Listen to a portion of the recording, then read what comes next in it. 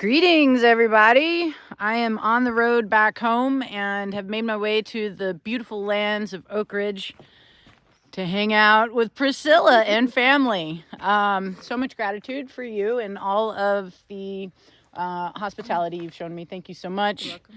We are at a very special spot, one of two that we're going to go check out and see if we can hang out with some Sasquatch today. Why not, right? Yeah. Yeah. All right. So right off the bat, we're here and I look over and that's pretty amazing. That's a very, very big boulder sitting on that stump. That would take a lot of strength to do that. It's really beautiful.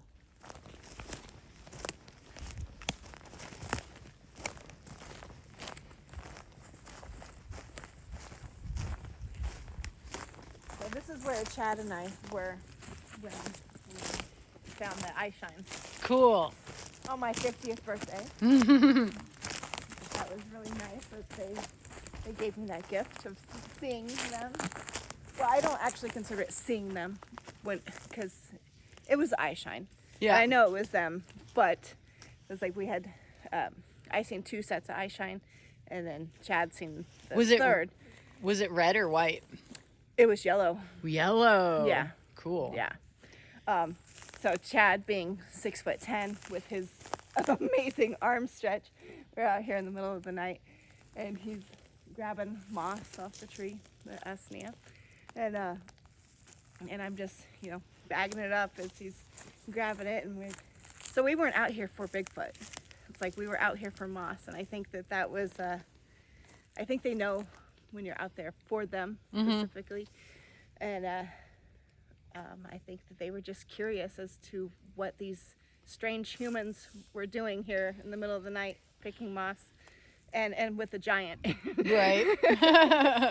And then he's like, Priscilla, I was telling your dad, if he ever wanted a distraction for Bigfoot or whatever, just to tighten up that lens on the flashlight. And as soon as he did that, there was eye shine. And it was right over here. Right there. Yep. So you're right here, and it's right there. And I was like, oh my God. So I froze. I was honestly scared. And then the second set of eye shine showed up, and it was about 1.5 feet off the ground. Wow, And, baby, it was a baby. No, that was the one crawling on all fours that was going to get you. No, so Doing the spider walk. Yes. so we went and investigated during daylight. There's a ledge over there. It was peeking over the ledge. Oh, it was a peeker. Yeah. So it wasn't a baby. It wasn't one crawling on his belly. It was on the dirt mound looking over. But so it was intimidating, and I had my granddaughter in the car, and Chad's like, "You want to go?" I'm like, "No, I'm going to the car." So I walked at a fast pace. I didn't want to run, because that always strikes fear. Sure. Even in me. Yeah. So I walked to the car, and then a few minutes later, Chad got in the car, and he said that he saw a third set of eye shine. Wow. And then we drive slowly out, and we're, of course, looking over here, and the eye shine was where we were standing. So it had moved from its spot over there to over here. Where you were. Yeah. That's awesome. So here's this amazing stump that's in this spot. And we have some interesting placements of rocks right there.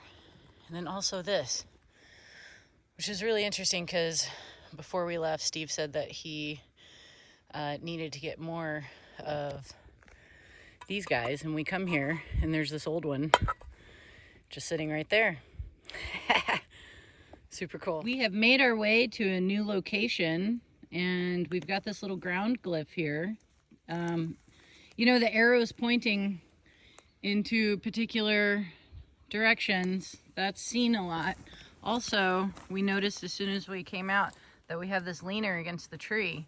Not sure if, not sure who put that there, but it is indicative of something that the Sasquatch do, that they'll put these leaners up against the bases of trees that follow the curve of the tree.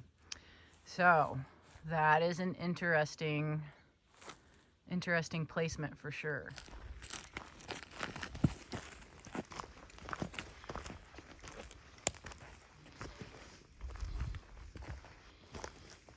Hello, my forest friends.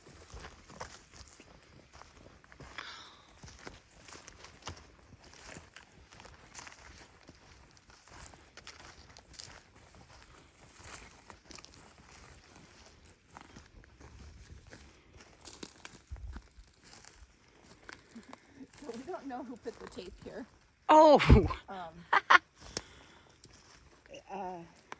I asked my dad, I'm like, did you put tape here? look at this. Yeah, so I left this. This is my gifting stones. And we put 7 in here. And we were, let's see. So it looks like there's 7. Okay. Yeah. 6, 7. Yeah.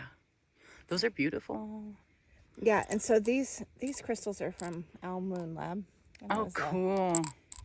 hoping to get some sort of, maybe I'll take one and leave something, but It's an odd thing to do for a human to just come out and take some tape and decorate the tree.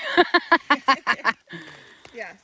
That's cool. I made that. And Eva left this. It's her piece of art for them. That's beautiful. If you look at it sideways, it's like a mountain. Ooh, I can see that. Yeah. Awesome. So this is where that water bottle was. So Eva left a full water bottle, which was still sealed, and we came back a couple weeks later, and it was over here, but it was open, and half of it was gone, and the lid was put back on, and it was kind of twisted. It wasn't quite. Cross-threaded. It was cross-threaded. Yeah. And then my dad, he doesn't listen to me. He came down here, and I had told him that the water had been opened and drank, and he thought it was trash, and he picked it up and took it with him. He's like, you have to tell me these things, Scylla. And I'm like, I did. You just don't listen. That's fun. And here's the rock from Michelle is still there. But, This is interesting, Do you think you could oh, be in there? right? No, I don't want to record. yeah. You can, How is that even? Okay, so it looks like it was snapped, and it's just hanging on just a little bit from right there. they're mad But about the eyeball stone on the other side. yeah, an eyeball stone. Well, Yeah, that's so the Oh, that one. Eye on it. Oh, they're like, yeah. hey, don't be watching us with your evil eye. Cool. Michelle's like, it's not evil. Exactly what a demon would say. No, so a couple weeks ago, this is so I had the babies are in the van With their mother. with their mother. Yes. Ashley and her babies were in the van, and I had Eva with me. When we were checking on the tree, we heard knocking. Really? So And- the babies were very upset. They were crying and screaming, so there was a lot of noise back there. And there was something knocking down there. And so we started heading that way. You can take your story back anytime you want it. Okay, well, so I grabbed Eva, and she's like here with me, and I told her to grab a stick and knock back, right? And Steve, he gets all the way down there where he's like 20 feet from the knocking, and now you tell. I could hear stomping, heavy stomping, I could see the tree that's being knocked on, but I could not see what was knocking on it. Yeah. And I think that as much as you can sneak up on something, I think they were paying more attention to the screaming that was going on back at the van. And I knew the second they noticed me because they changed. And all of a sudden, a bunch of trees started getting knocked on, and then a bunch of stomping off into the woods. And I don't know what it was, because like I never saw it. I don't know of any bears that pick up sticks and knock on trees. It didn't sound like hooved footprints. Yeah. I mean, it was very heavy Bipedal. and like big branches breaking. But there was, like, I could see the vibration of the tree that was being knocked on, and I couldn't see what was doing it. Whoa. And we went back over there, and I should have been able to see it. So I don't know. Huh. Now, full disclosure, I'm an aper. I don't believe in all that paranormal crap. But I can't explain that. You know, sometimes that's the unknown, unexplainable is part of it all. You Well, know, I so don't believe in ghosts, but they don't seem to care about my opinion. So they like your tattoos. yeah. We got a really cool 45-degree angle break on this tiny little tree. That is interesting, right? We see this angle all the time. And it takes strength to do that, and you can see how it's like split, like it got busted real quick. That's cool. Sorry. Pointing the way down. Yeah. Are the seeds, but no one's brown. Well, Purple poop. There's not a lot of berries here in this area. Yeah. That wouldn't be so surprising where the blackberries are at. Yeah. But it's like there's really not. There's no berries here. Yeah. I want to go down Huh. there. We will. Here is where we found the 5 sets of tracks. One was 23 inches, and then there was a 17-inch, and then there was 3 smaller Ooh. tracks. So My friends Kevin and Sandy got like a 23.5-inch, and they cast it. And it's amazing to think about, like, who leaves a 23-inch track. it's like, how much does it weigh? Yeah. If it's 23, what is that?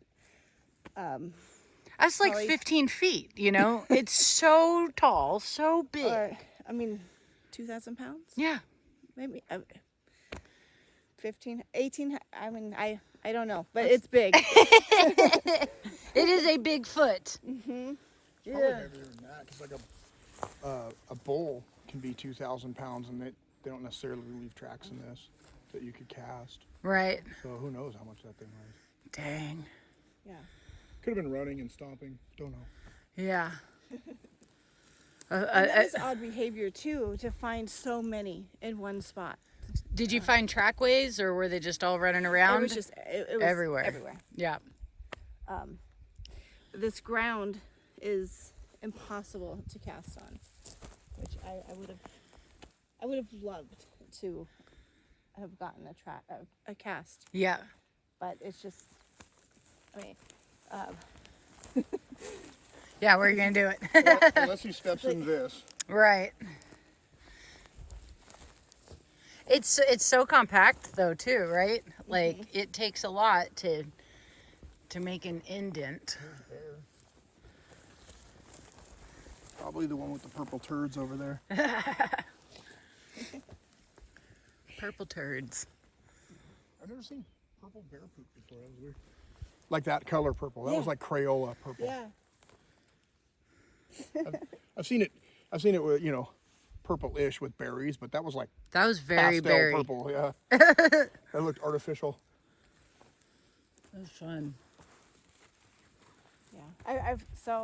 I've come out here by myself and just threw out a yoga mat and sit for like 15 minutes and caw. Do the caw. Do the caw. She's really great at it. Oh. They'll come. They'll be here shortly. There's a lot of echoing in here too. My grandkids love it. They'll start cawing, but it always brings in the raven, Mm-hmm. and I think they're They're in cahoots. yeah, absolutely. Yep. They're seers, they're Yeah. watchers, and they'll go back and report. Yeah, But, all throughout camp we had 2. And it might have been, that feather came from one of those. But they were just dive bombing and hanging out with us the entire time. So it's like, yeah. who are you? But, So we are in the meadow and we find another 45-degree break on this one. And you don't remember seeing this like this? I don't. Yeah. Awesome. Up here. A bag of fruit Yeah. With the jar of peanut butter in it. With the jar of peanut butter. and it's gone. Yes. There's half of a peanut butter jar laid right over here. Ooh. There it is. Oh, wow. I don't see the bag or anything. It was unopened. Here's Oh, okay. That takes a lot of strength, right? To bust that. Cool.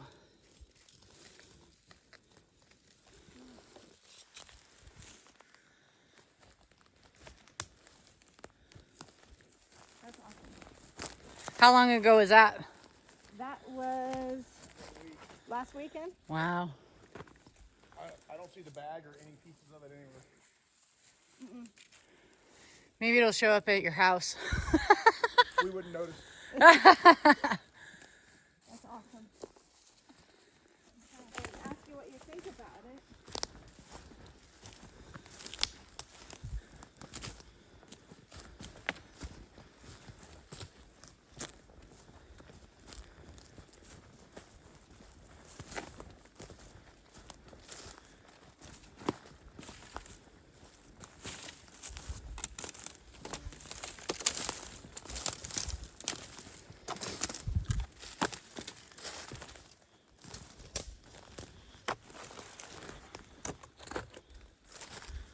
Oh, wow. Yeah. And then it looks like it's upside down in there. Oh, yep. Right there. Yeah, totally. I've seen these types of arches up in Greenwater, too. They'll do that with the... And the top of that is Yeah. snapped. Yep. Yeah, of That's course, beautiful. The gifting bag hanging right in the middle. That's awesome. See if there's any pieces of the gifting bag in there. Careful, it might be a portal. Portal. At this point, I just walked through it. You can see how big that is with him standing there, too. No way. Old, whatever it is. Plastic wrap it.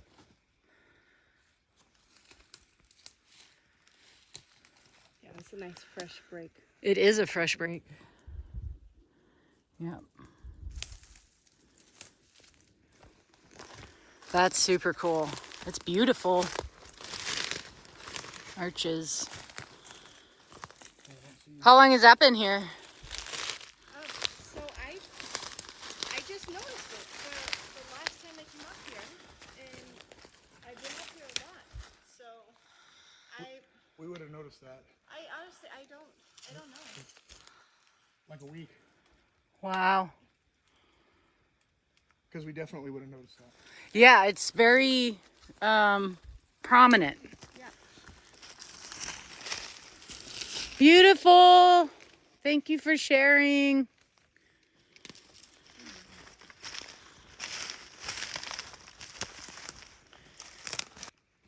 This is where Alicia and I had come out. I was recording, and my phone went from recording. I had it on a selfie stick. I was not touching anything, and then it went full capacity. I'm like, that's not good. So I'm like, I don't have room. I don't know what's happening with my phone. You're gonna have to record. So Alicia started recording, and we get out here. It's raining hard, and we can hear consistent. I thought it was knocks. We heard over 50 of them. Whoa. Coming from over here. And she's recording the whole time. She's like, oh my, this is so amazing. And so we make sounds, and and it seems to be responding to us, and we knock, and then my son, who's autistic, which I really think that there is a connection. Oh yeah, totally. So he knows where the spot is. He knew we were up here. He drove up here, and he comes jumping through the meadow, and he hears the so it was actually vocals that what we were hearing. It wasn't knocks. Yep. Did you hear that?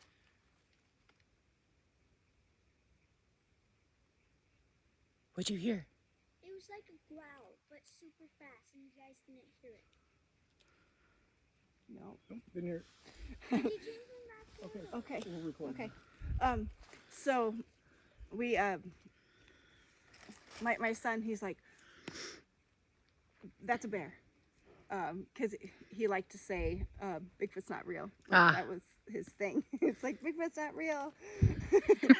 And then he's like, okay, fuck this shit, I'm out. And then, so he's been a believer ever since. Yeah. So he heard it, felt the connection with it. But, and then we go back into town, and I checked my camera to see what was going on. And what it happened was it turned itself into slow motion. Whoa. So it took a 4-minute video and turned it into like over 26 minutes. So it just killed my capacity. Yeah. I was like, and that kind of stuff happens here all the time. And then Alicia, she sent her audio to Tobe and to Jeremiah Byron, and they both came back with the same conclusion of that was lungs that we were hearing. It wasn't. Well, Jeremiah isolated the audio, and he said there was some kind of language under there. Yeah. Yep. Yeah. Fantastic. Yeah. So it's an amazing place. Sure is. Thank you for bringing me here. I'm really, really happy to have my feet on the land and be here with you guys. You're very welcome. I love sharing it with fellow Squatchers. Yeah, thank you. Thank you. So beautiful. And thank you, Sasquatch people. We love you. You see this? You see that arch right there? It's just it's an interesting. Oh. Yeah, right there. Oh yeah. Yep. That's fun. Okay, I'm gonna go walk through it and see if I disappear. So just off the side of the road, we have these two breaks again. 45-degree angle situation. They're mirroring each other. That's fantastic. You got broken up there.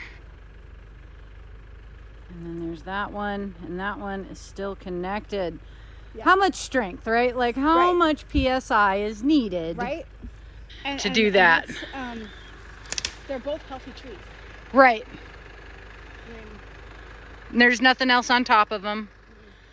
Nothing that brought them down. Here, let me stand next to the break so you can just see. Yeah. How tall are you? I am 5'7". 5'7".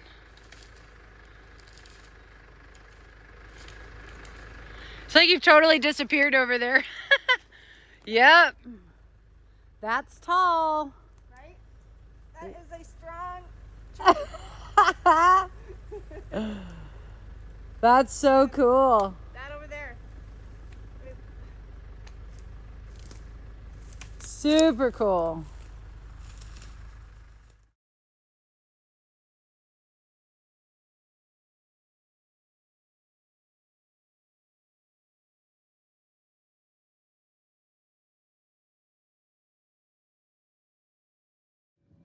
All right, we are at the Bigfoot Museum in Oak Ridge.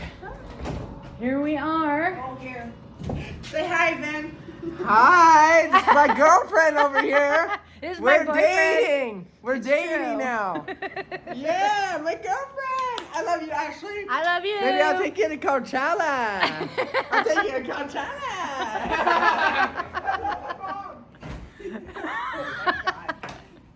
Oh my god.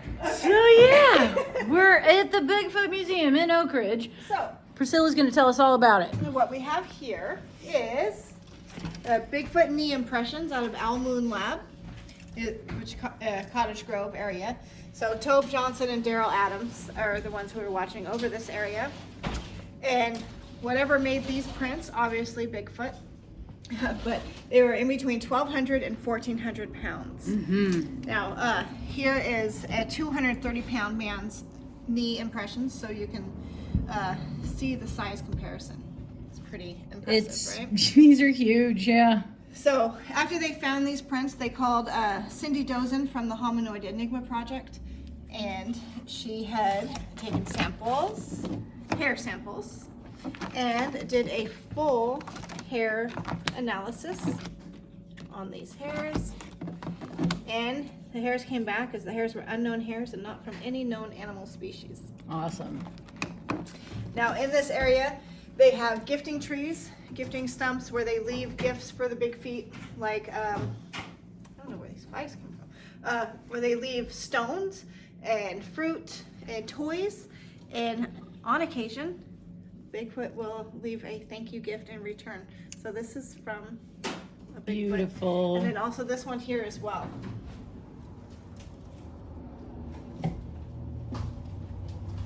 I've seen this too. I love the looping that they do. Yeah. So now I have the world's largest Peter Byrne collection. And how I came about to acquire this is because, well, my dad was friends with Peter. Peter Byrne, he was one of the four horsemen. If you haven't heard of Peter Byrne, I mean, most of you have. He was one of the four horsemen. He was one of the first four to ever look for, he started with the Yeti. He was born in Ireland, August 22nd, in 1925. He would have been 100 years old this last August. And so he lived to be almost 98 years old. So these are his journals. He's journaled his whole life. Whoa. He was a big game hunter and tracker. The best of what he did, he would look for the Yeti in Nepal, and then he ended his search for Bigfoot in the Pacific Northwest. Now after his passing, Kathy, so she's still with us, she knew that I had a Bigfoot store. I didn't have a museum, but I sold Bigfoot gifts and stuff, and she's like, you know what, I would love it if you could tell Peter's story. Wow. And since I had I knew him when I was Eva's age, he would come over to our house, and he was there to visit my dad, and it just, I had a personal connection with Peter, knew him from a very young age. But sorry, I'm getting nervous because I'm on video. You're doing great. Okay, now, so Bigfoot researchers, they're a phenomenon all on their own. They all believe something different. There's a lot of inner fighting within the Bigfoot research world, but we're all, family. But like Peter, he believed that Bigfoot was man. He's the only hominoid, or we're hominoids. We stand on two legs. Bigfoot would be the only thing out there that resembles a human. It walks on two legs. It has 5 toes. So he was, pretty sure that it was a human and wanted to get it protected as a human. And then you have Jeff Meldrum, who believed that it was from the Gigantopithecus. And then you have other Bigfoot researchers who believe more in the woo, which is more spiritual, or that it is that it's interdimensional, and just a more spiritual being that may be able to transcend between. The physical and the non-physical. Thank you. Yeah. Yes. And then we have scientists like Dr. Simeon Hine, who was one of my speakers, and he believes that he's a quantum physicist. I mean, the guy is brilliant. We all love Simeon. Thank you yes. for your service to humanity, Simeon. Now, so I have to try to explain his explanation in more of a kindergarten form. So he said that we have light matter, which we know that it's the stuff that you can see. And then you have dark matter, which is what you can't see, but it's 1 billion times the size of the light matter. And we have all size of life in the light matter. And of course we have all size of life in the dark matter too. And it's just where the light matter meets the dark matter is where we have the ability to have that dark matter monster. And that's my layman's terms of explaining it. But it's like we're all energy, and so we're all energy, and and there's different frequencies that are out there. There's 1 million different radio stations playing right now, but you can't hear them because you have to be tuned into that frequency. And it's kind of on that For sure. explanation there. Now, back to some Peter Burns stuff. Like here we have Peter Burns' address book. I mean, just imagine the history and the connections that are in this little book alone. Wow. Now, Peter, he had a lot of Hollywood friends too. When he would visit my house when I was a little girl, and he would call Jimmy Stewart from our landline. And if anybody knows my dad is a talker. Like he met all his Bigfoot connections through picking up the phone. Like he was friends with Dr. Mackel. He was friends with all of the four horsemen. Renee DeHinden, John Green, Grover Krantz, Peter Byrne. It was like just from picking up the phone and calling. Yeah. Now, Peter, he was friends with Jimmy Stewart, which is In a Wonderful Life, and he would call Jimmy from our house, and my dad's like, oh my God, I have Jimmy Stewart's phone number. It would be on the phone bill at the end of the month. But my dad never called him because he's like, Peter would never forgive me, right? And then Peter would have my dad drop him off at Jimmy Stewart's house in the Hollywood Hills. And my dad's like, can I come visit? Can you introduce me? And he's like, no, Ronnie, you need to stay in the car. So he kept his squatching friends and his Hollywood friends separate, which is probably wise. Whatever. Yeah. But now, my dad, he's always been fascinated with pretty much anything that's cryptid. I mean, he's especially fascinated with Bigfoot, but like he had his first UFO encounter when he was 9. And he's had a huge fascination with three-toed monsters, which is Louisiana Honey Island Swamp Monster, which has 3 toes. Wow. Right? And then you have the Legend of Boggy Creek, which is the Falk Monster. So this is a movie, Legend of Boggy Creek, but it has 3 toes as well, and it's Arkansas. Now, the funny thing about this is, back in the 70s, my dad was friends with Smokey Crabtree, which is what the movie was. Smokey brought the movie to life, and he is the little boy that had the encounter. But I mean, he was an old man, but it was a story of his encounter with the monster, right? So Smokey Crabtree, he was friends with my dad, and my dad was like, hey, Peter, you need to come down to Falk.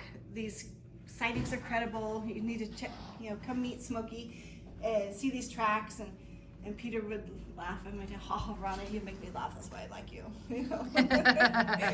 But so he, because Peter wasn't having it that there was something with 3 toes, right? Sure. Because he's trying to prove that it's man, and then you go and throw something that has 3 toes, which, I mean, it may not even be a Bigfoot. Or maybe the reason why it has 3 toes is because it's adaptation, and that's what it needs to move around in the swamps. Yeah. I honestly, I don't know. But I did find this Legend of Boggy Creek poster at Peter Burns' cabin. Wow. So I thought that was kind of special. That's super cool. I've found Sasquatch prints with 6 toes. Oh, Yeah. wow. Yeah. Okay. So they're kind of, we found multiple in the same area, not the same size, so it's not the same individual, Okay. but it's the same genetics that potentially are being passed along in that family. Yeah, makes sense. Yeah. Now these down here, this was a gift from Barbara Shue. Yay. Yeah, that was a nice surprise, and when I opened the museum, she sent that. Cool. Yeah, that eye shine was awesome. Super stuff to see. And yeah, look at that. Frame 3 and frame 5. So those eyes came in on the video so quickly. Now, this blue man here, and this is a wolf man, or dog man here. So Don Monroe, who's now 90 years old, he's the man here with the knife on his mouth. He was one of my speakers this last Sasquatch summer. So he lives in Montana, and he's still looking for anything cryptid, climbing down mountainsides and exploring caves. So that blue man is what he recreated of something that he had seen in a cave in Montana. Whoa. Just kind of terrifying. Right? I mean, we have a whole life form system. Like, Yep. they probably have their own colonies in there, and Who never knows see what's going on daylight. Yeah. underground? So, and then you're probably on the menu too. Like, I'd be terrified if I ran into a blue man in a cave. I'm just saying. And then this dog man is something that he's seen in Bluff Creek area last year. Wow. And he said he made it yellow because it was in fact yellow. Like a golden retriever? It was a dog man standing on 2 legs, like the size of what you would think a Bigfoot is, but it was yellow. Wow. Snout. It was, yeah. That's awesome. Yeah. And then we have, this is also something that Peter Byrne found, and this was in the Anaconda Mountains in Montana. And so the original is like a black marble, and he found it at 8,000 foot elevation. What? Yeah. And then, so he's had it checked out, and they didn't know the origins of it. But see, Holy it's smooth on this smokes. side, sharp on this side, has the slit for an eye, snake on the head. Whoa. And it kind of looks like an owl. Yeah. So, like Wow. maybe Egyptian, but they don't know. Nausea Man. That's phenomenal. Yeah. And these are casts from, so these are from the Freeman footage here. These Yeah. 4. It was kind of nice to have left and right foot together because that never happens, right? And Grace Harbor, and then Cliff Brackman gave me this one. It's pretty cool. Oh, this is original? Or no? No, it Okay. is a replica. But it was dropped off, and they don't know where it came from. They didn't give any information or anything about it. It was just, Oh, wow. yeah. Yep. And then this one, I love this one because it has such a good metatarsal break. Great example of a good cast, but I don't know much about this one either, just that it was Pacific Northwest in 04. Then, so we have MK donated this to the museum, and I don't know which frame it is, but it's from the Boblin. Boblin. Bob Gimlin, Roger Patterson film from 1967, right? So from the frame was blown up 4K, so you can see, and why we call her Patty is because when it's blown up, you can see that she has breast. Then, so That's really awesome. awesome, right? And then what we have on the wall over here, that's Patty's print from that film, right? Yeah. And that was 1967 in Bluff Creek, Northern California. And then Peter Byrne got this print in 1960. Bluff Creek area, 6 Rivers. I wish I had my glasses. So it says, this is a plaster cast of a real Bigfoot footprint, which was found in Bluff Creek in the 6 Rivers National Forest in Northern California in 1960 by Peter Byrne.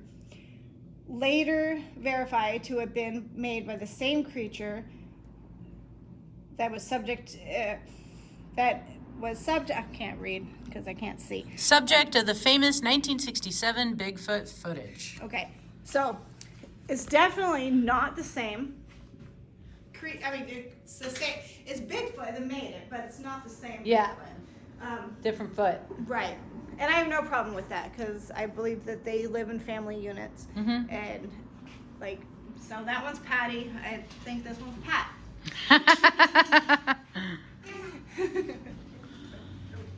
Whose suit is that? So, this is Peter Byrne's suit that he wore to the Academy Awards. Oh, fun. Kathy gave it to me, and I'm like, okay, I'm just gonna hang it and tell people that what it is. Yeah. And then he wrote over 20 books. These are all his books, and these are all autographs that I have here. Wow. Yeah. They're huge. This is the biggest, this is like a Bible. It's a massive book. And then we have, so I have lots of thumb drives, and this is my dad. He'll be good for this too. So I have lots of thumb drives, and I printed off some pictures that were on there, and I thought these were really cute because he was taking selfies and probably didn't even know it. How fun. You can let Papa in, honey.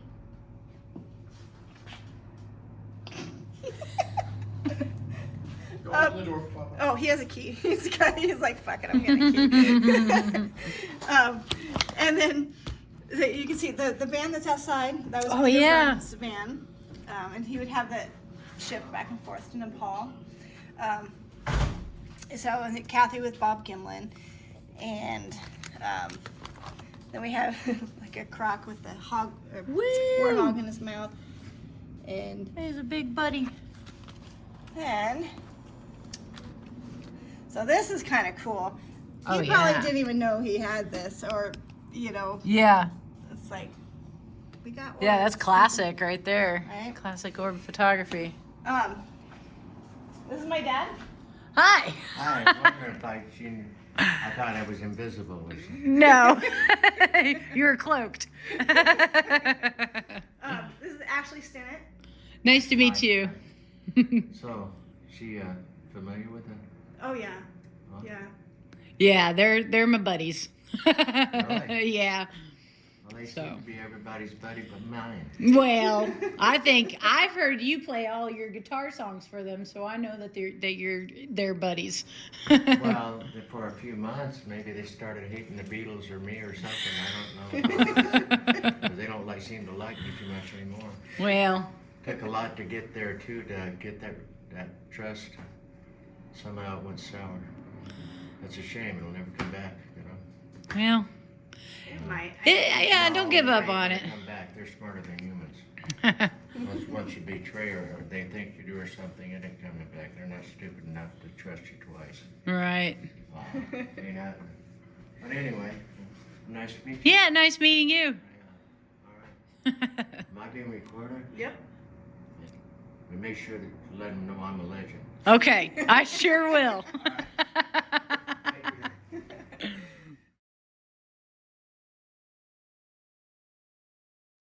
A Bigfoot reporting center.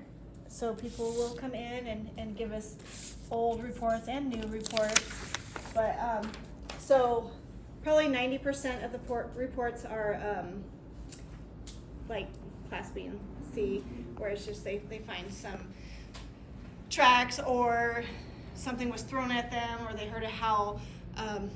And occasionally we will get an actual encounter or sighting, and we'll go investigate it and look for evidence. And Jeff Brown, he'll come down or come up and come investigate with us. And sometimes Alicia, but now she's in Washington now. But so Die. Oh, sorry. We love nature. All things to do with nature. Do you know about the assault gun? Yes, we have one at home. Okay, good. We mostly use it to keep the dogs off the couch. But as you can see, I mean, we get lots of reports, and it'll be like in the same general area, you know. And these people don't know each other, and they're just like, oh, it's off the.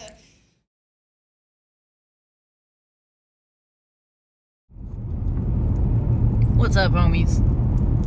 Thank you for joining me on this latest adventure. It's a couple weeks after I was in Oak Ridge and explored and adventured with Priscilla and her family, and also got to check out the museum, which holy smokes, holy crackers, what a collection of the coolest stuff in the history of the world. Peter Burns stuff, his legacy, his life, all of his notes, his address book, his phone book, you know, just an ancient artifact found in Montana at 8,000 feet of a snake goddess Egyptian bust. I don't know, man. I was honored to be in the presence of all of that. There's so much like electricity coming off of everything. Wow.